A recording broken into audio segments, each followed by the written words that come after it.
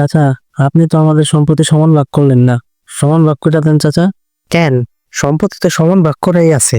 কেমনে চাচা সম্পত্তি সমান ভাগ রইলো? কি সম্পত্তি পাস নাই? পাইছি, কিন্তু সমান ভাগ তো পাই নাই চাচা।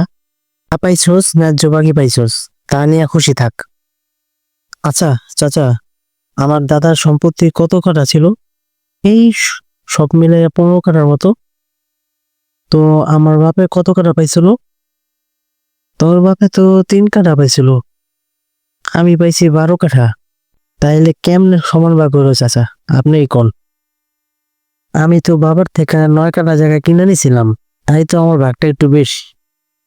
আচ্ছা চাচা, দাদা যখন মারা যায় তখন তো আপনি বেকার, তাইলে আপনি সম্পত্তি কেমনে কিনলেন? আপনার কাছে তো কোনো টাকা পয়সাই ছিল না। সেই কৈফিয়ত কি তোরে দিমু?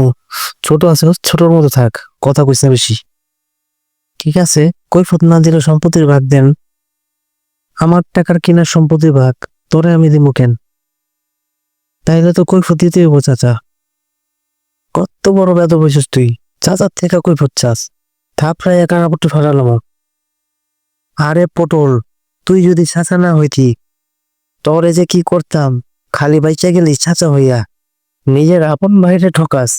জবাব দিস উপরে যাইয়া, ঠ্যাং ভাঙ্গে রাখবো নে।